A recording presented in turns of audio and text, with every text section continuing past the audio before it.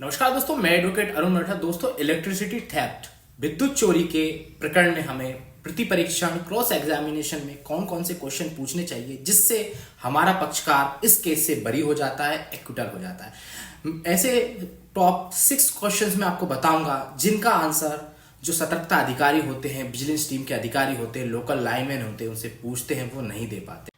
तो first question में हमें यह पूछना थी, साहब जब आप खेत पे गए थे, आपने स्वत या अधिपति, या तो ये आप कब्जाधारी थे या इस पे आपका मालिकाना हक था, इस संबंध में आपने कोई दस्तावेज देखे कि ये अभियुक्त का ही खेत है।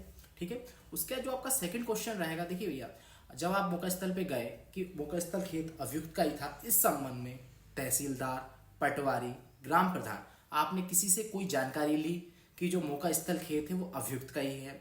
फिर आपका जो सेकंड क्वेश्चन रहेगा, इसमें आप पूछेंगे कि जब आप खेत पे गए थे, वहां पर आसपास 7-8 लोग उपस्थित थे, 10 लोग उपस्थित थे, वो बोलेगा कि हाँ साहब उपस्थित थे। अक्सर देखा गया है जब भी ऐसे केसेस रजिस्टर्ड होते हैं, इसमें किसी भी स्वतंत्र साक्षी को, इंडिपेंडेंट विटनेस को सम्मिलित नहीं किया जाता। तो यही एक सबसे बड़ा आपके लिए प्रॉफिट होता है। तो अब जैसे ही आपसे पूछे भैया आप मौका स्थल पे गए थे, तो आपने यहाँ पे और भी लोग उपस्थित किया, हाँ साहब थे, आपने किसी भी स्वतंत्र साक्षी को इसमें समायोजित नहीं किया, तो आप उसमें जब देखेंगे पंचनामा की कार्रवाई जब उसको दिखाएंगे तो बोलेगा हाँ साहब ये कहना सही है, मौका स्थल पर हमने किसी भी स्वतंत्र साक्षी को इसमें समायोजित नहीं किया गया है। इसके अलावा आज हम जब हमारा एक और क्वेश्चन रहेगा, देखिए कभी कभी बोलते हैं जब्ती विरोध के कारण हमने इसमें जब्ती नहीं की, साहब हमने मोटर जब्त नहीं की, तार जब्त नहीं की। तो इस संबंध में क्या आपने कोई पुलिस में FIR की या वरिष्ठ अधिकारी शिकायत की, ये क्वेश्चन भी पूछना बनता है। इसके अलावा देखिए, आप जब मौका स्थल पे गए थे, आपने इस संबंध में कोई वीडियोग्राफी या फोटोग्राफी की, भैया मौका स्थल खेत अभियुक्त का ही था और अभियुक्त ही चोरी कर रहा था। देखिए अक्सर होता क्या है, आप उनसे एक क्वेश्चन पूछे, क्या आप आरोपी को पूर्व से जानते थे? क्लियर नहीं। तो आपको कैसे पता चला ये खेत अभियुक्त का ही है? वो कहेगा लोकल लाइनमैन ने बताया। मैंने आप उनसे ये क्वेश्चन भी पूछेंगे कि भैया आपने इस संबंध में कोई दस्तावेज नहीं देखे? वो बोलेगा नहीं देखे।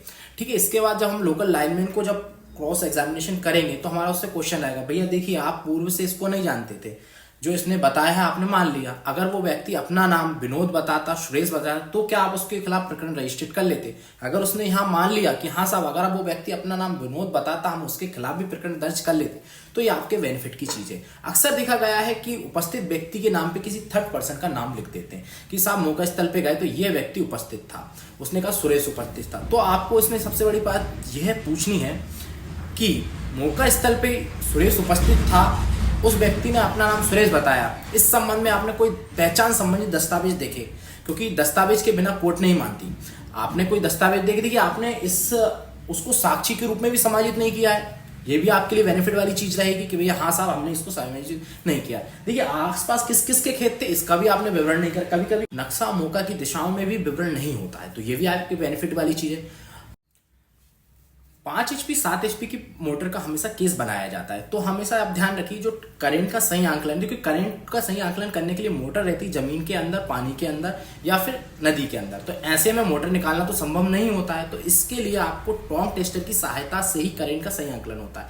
तो लेकिन कभी भी आप इनका पंचनामा देखेंगे उसमें कहीं भी आपको कभी कभी विवरण नहीं रहता। तो ऐसे में एक क्वेश्चन बनता है कि साहब देखिए आपसे हम पूछेंगे कि करंट का सही आंकलन टॉन्ग टेस्टर की मदद से ही संभव है, वो कहेगा सही है। देखिए हमारा ऐसा कहना है कि अंतिम निर्धारण आदेश में आपने कहीं भी इसमें क्या डायल गति थी, वोल्टेज था, इसका विवरण नहीं, तो वो वहां पर यस कर देगा। उसके बाद सबसे बड़ी चीज अंतिम निर्धारण आदेश, जो कि सतर्कता अधिकारी द्वारा बनाया जाता है। देखिए कानून में प्रावधान है कि अंतिम निर्धारण आदेश की तामीली अभियुक्त पर होना जरूरी है, या तो डाक के माध्यम से या आप उसके घर पे चस्पा कर दें, किसी भी तामीली नीति से आपको उसकी तामीली करानी होगी। अगर सर्व नहीं होता है तो ऐसे में केस वीक हो जाता है, आपको बेनिफिट्स मिल जाते हैं। इसके अलावा किसी भी स्वतंत्र साक्षी का समायोजित नहीं किया जाना। मौका स्थल पे आप जाते हैं तो आप कोई वीडियोग्राफी फोटोग्राफी नहीं करते हैं, आपको यह तक नहीं पता होता है कि अभियुक्त यही है।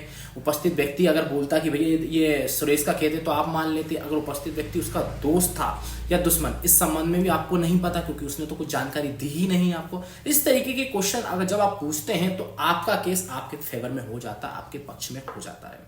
वीडियो पसंद आई तो वीडियो को लाइक करें और ऐसे ही लीगल अपडेट्स होने के लिए आप मेरे चैनल को सब्सक्राइब भी कर सकते हैं। धन्यवाद।